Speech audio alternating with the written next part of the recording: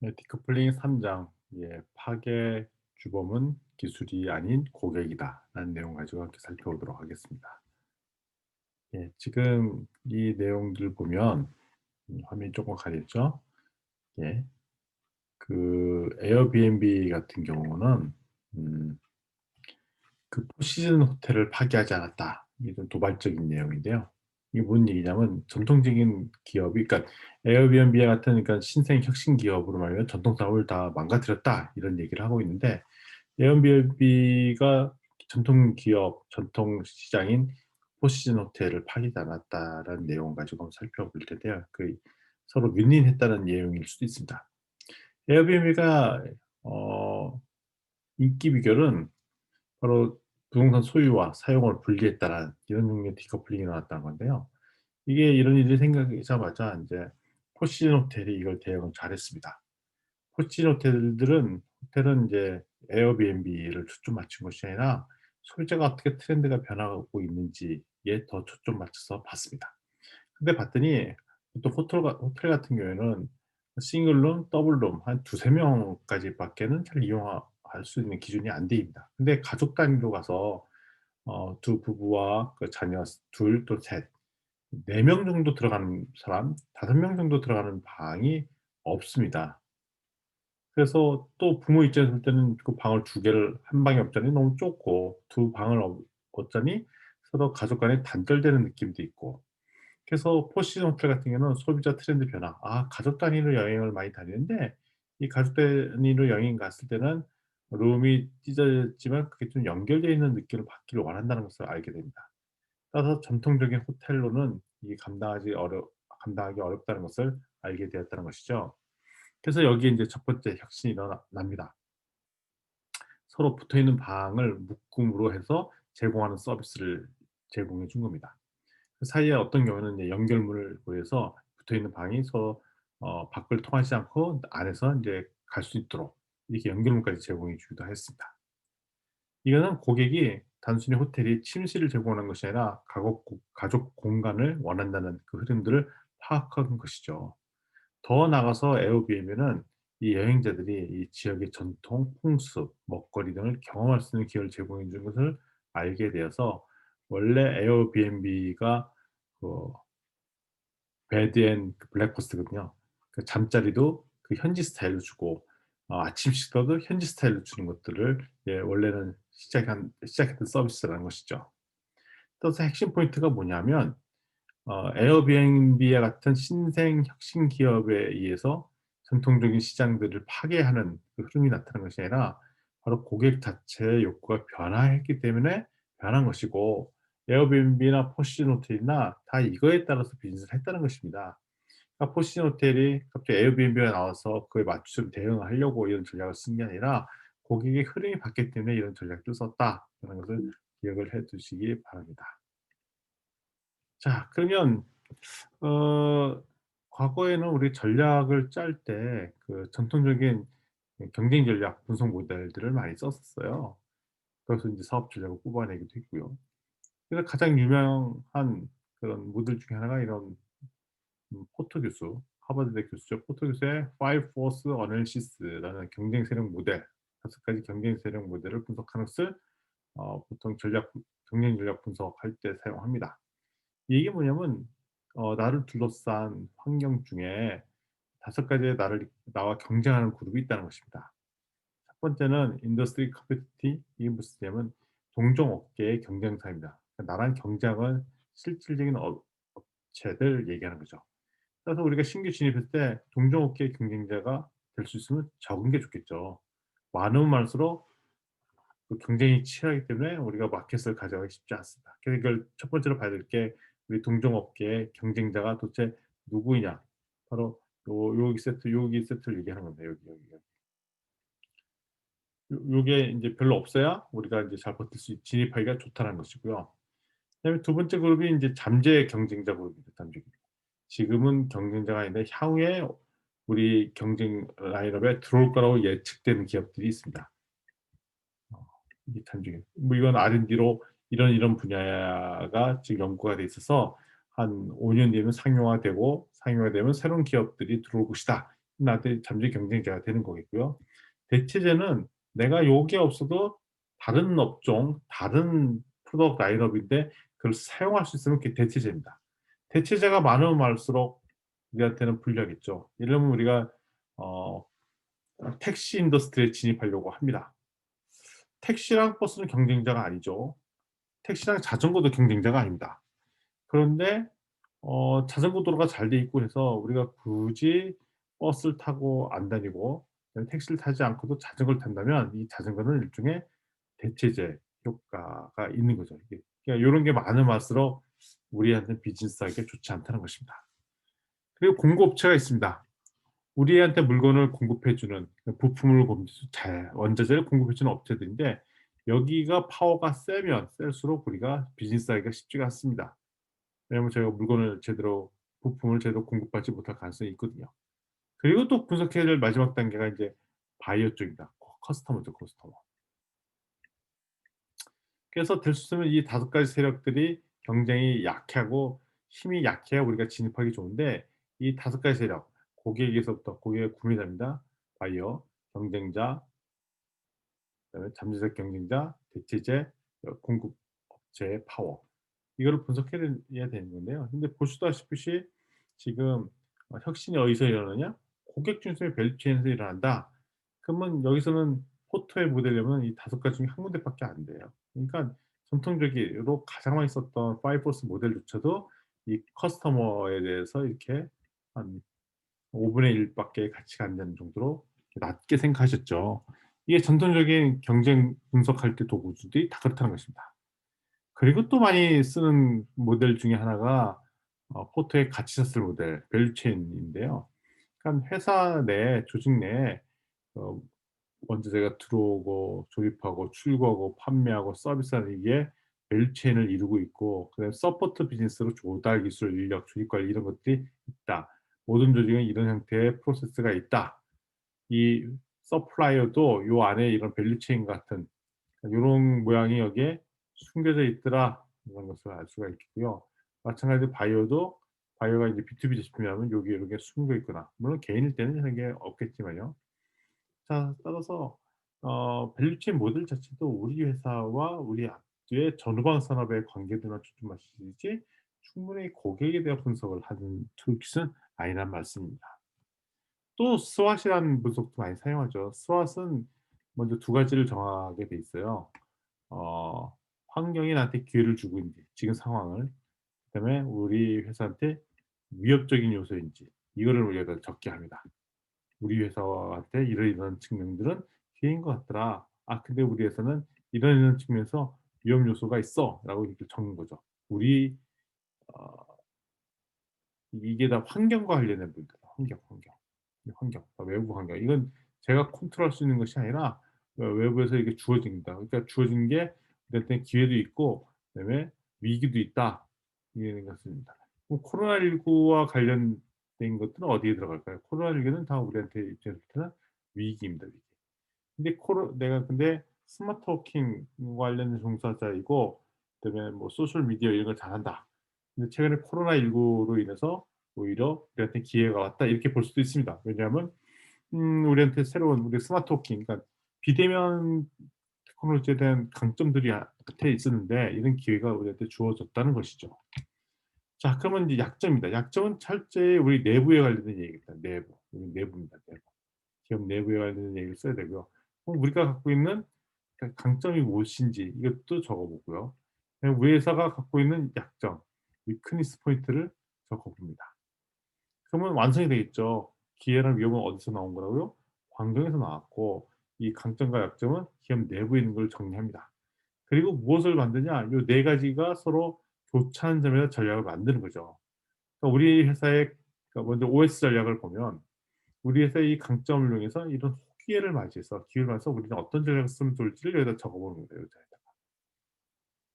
그럼 여기 OW 전략은 우리가 좋은 환경인데 우리 약점으로 어떻게 대응책을 쌀까? 이때는 어떻게 하면 그 기회를 이용해서 우리한테 약점을 없앨 수 있는 이 약점을 없앨 수 있는 방안은 무엇일까? 이런 걸 적는 것입니다.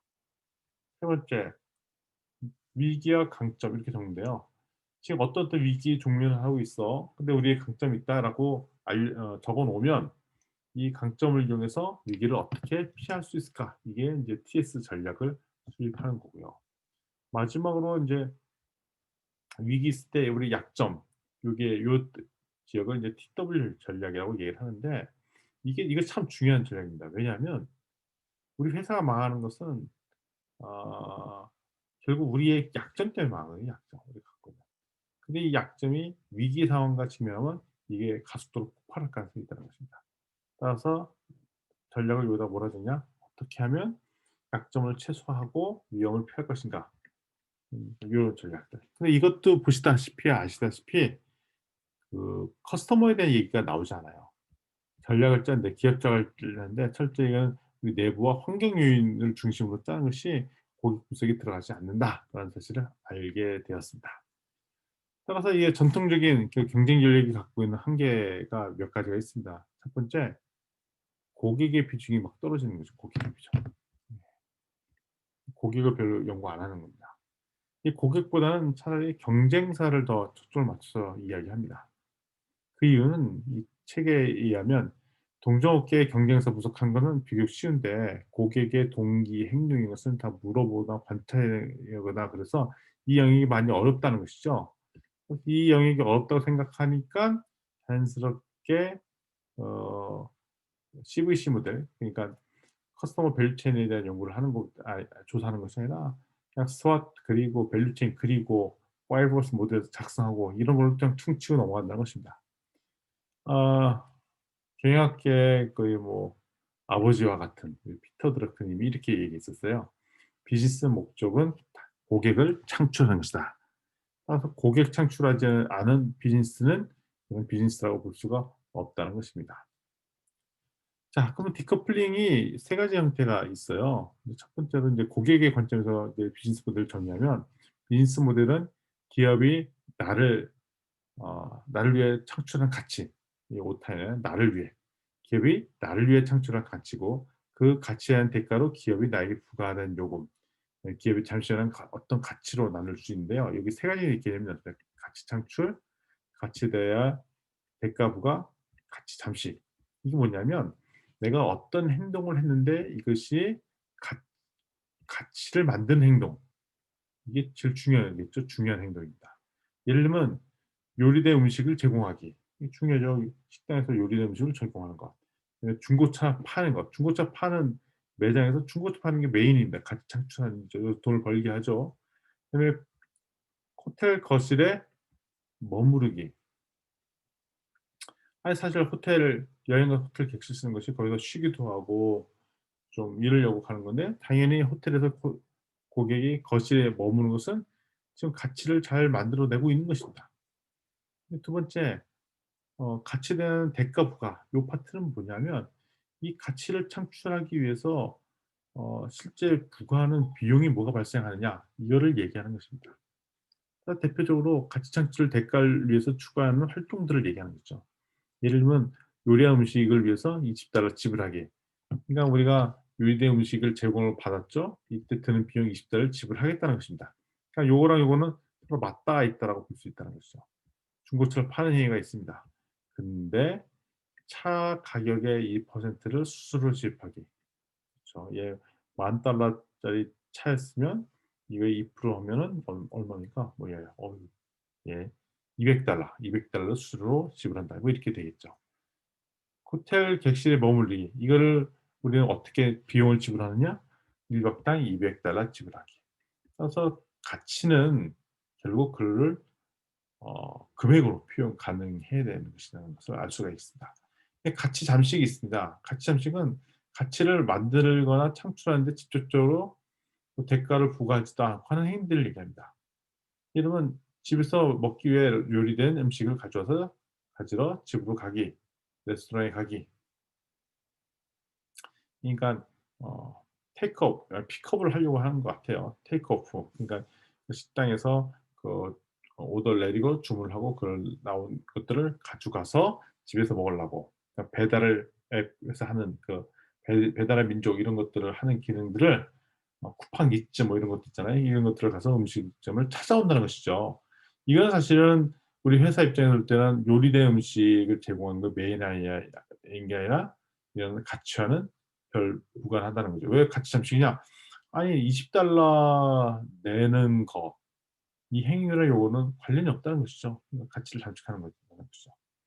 자 그럼 중고차 팔 세 번째 중고차 팔기는 이제 가치는 부가로 2% 수수료를 받는다고 했는데 그러면 광고 안내 시를 중고차 상태를 찍고 차량 설명하기.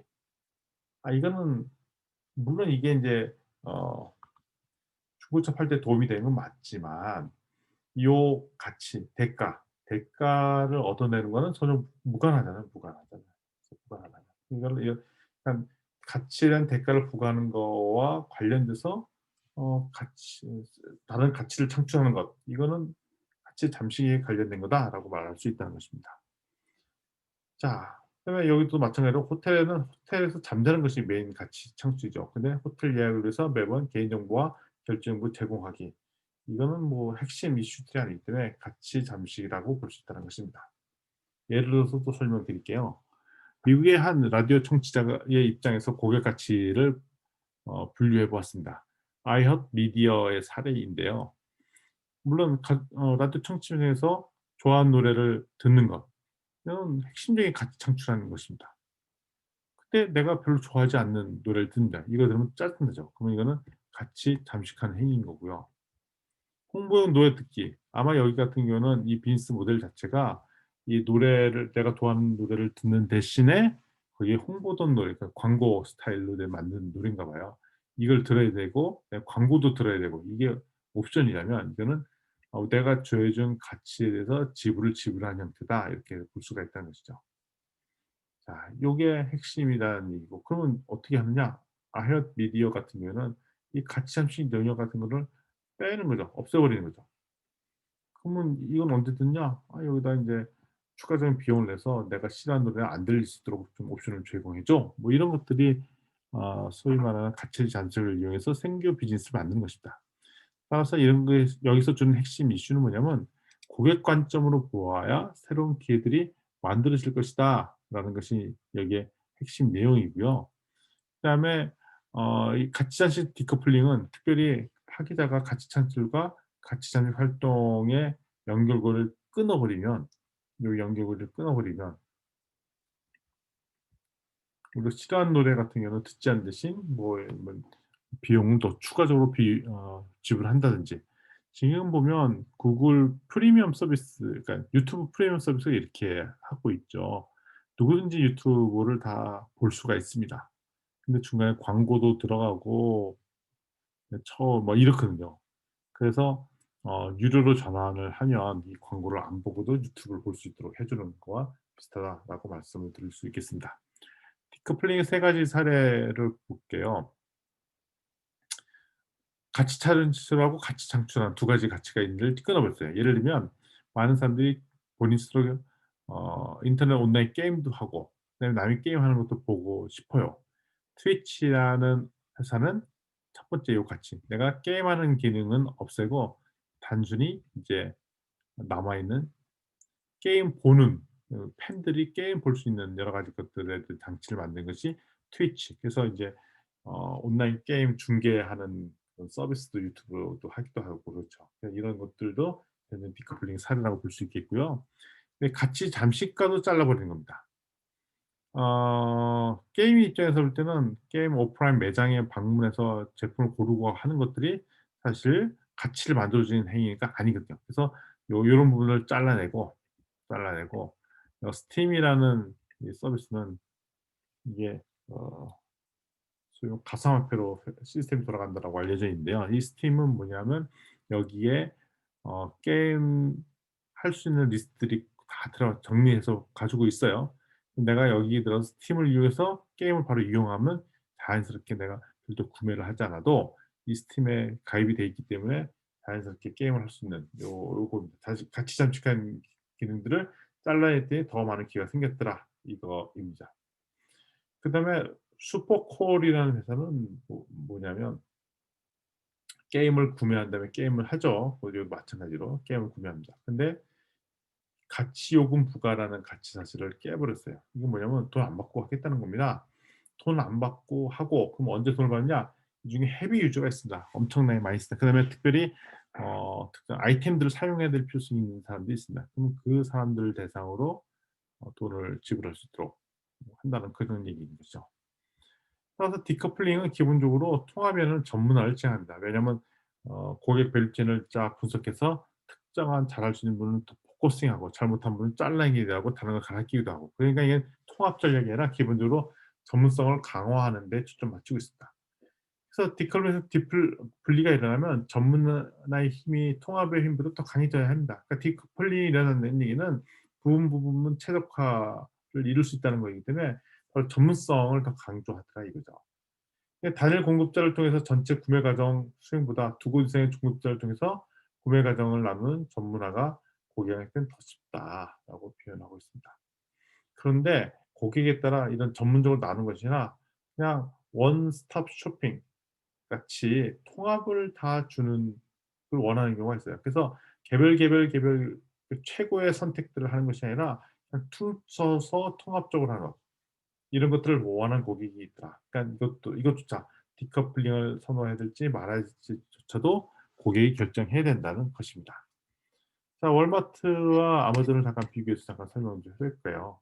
결국 월마트가 승리할 것인가 아마존이 승리할 것인가의 핵심은 소비자가 어디에서 비용을 부과하는지 부담하는 비용이 어디인지를 알면 쉽게 알 수 있다는 것입니다.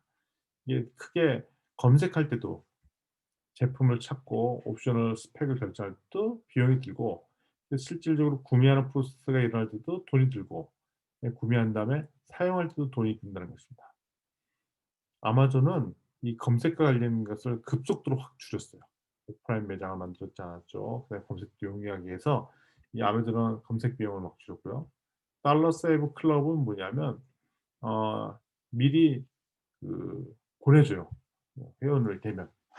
미리 보내주면 그걸 가지고 샘플 가지고 인제 계속 그러니까 소위 말해 7 개가 한 묶음으로 제공해 주는데 되게 저렴한 면도기를 제공하는 서비스, 일회용 면도기 제공하는 서비스를 했는데 이것도 구매라는 프로세스의 복잡함들을 절감해 준 거죠. 자, 뱅크 오브 아메리카의 예를 들어 보도록 하겠습니다. 일반 그 금융을 사용하는 소비자들은 예금을 하죠. 그다음에 대금 결제 파트가 있고 투자 대출이 있고 장부 자산 요 파트가 있는데 이거를 다 일반적으로 뱅크 오브 아메리카에서 활용하고 있는 업무 프로세스입니다. 근데 이걸 다 자르고 봤더니 여러분 대금 결제와 관련된 특화된 회사가 전형적인 이제 페이팔. 그래서 보다 더 쉽게 온라인 결제를 잘할 수 있도록 도와주는 전문 기업들이 나타나기 시작했고요. 투자와 대출과 관련해서도 전문 기업이 나타나기도 했어요. 랜딩 트리, 더 저렴하게 대출 대여를 할 수 있도록 하는 서비스가 나타나기도 하고요. 그다음에 잔고 자산을 잘 관리하기 위해서 민트, 그래서 여러 계좌가 있으면 이걸 한눈에 보면서 관리할 수 있도록 하는 서비스들도 나타나기 시작했습니다. 따라서 이미 금융업계는 디커플링이 많이 일어나고 있다라는 것이 핵심 내용이고요. 이거를 그냥 일반 소비자 구매라는 패턴에서 보면 자, 월마트, 아마존닷컴을 비교했더니 돈으로서는 2,188달러, 그다음에 아마존은 2,048달러. 아유, 또 아마존이 훨씬 적게 드네요. 그죠? 아마존이 더 조금 드는 거 알겠습니다. 그래서 마이너스 104달러는 오프라인 월마트에서 사면 손해 본다는 얘기죠. 근데 그럼에도 불구하고 월마트 사용하는 사람이 있어요. 분들이 계십니다. 그 이유를 봤더니 여기 보니까 구매해서 배송하는 데까지 걸린 시간이 하루면 돼요 바로. 근데 아마존은 3 일이 걸리더라. 이틀의 갭이 있는 것이죠. 이런 것들 극복하려고 노력을 하죠. 그래서 했는데 봤더니 아마존에서 물건을 구입하는 것이 더 쉽더라. 어 이런 것들을 알 수가 있습니다. 따라서 이런 것들을 따질 때 내가 이 금액이 필요한 게 아니라 빨리 필요해. 그 소비자가 그렇게 느낀다면 이거 월마트 가서 사는 게 맞는 거고 시간적인 여유는 있어. 가성비가 가장 좋은 방식으로 사고 싶어. 그러면 인제 이 아마존 가서 사면 된다는 것입니다. 따라서 월마트를 가야 될지 아마존을 가야 될지도 그 어떤 마트를 가는 거에 특징 장점을 리스트하고 그것을 검토해서 결정 내리는 게 될 수 있으면 비용과 관련된 이슈로 비교해 보는 것이 좋겠더라라는 것이 이 책의 내용입니다. 자, 그러면 이게 전반적인 내용을 우리가 한번 챕터 3 장까지 한번 내용을 살펴보았습니다. 오늘은 여기서 정리하도록 하겠습니다. 예, 수고하셨습니다.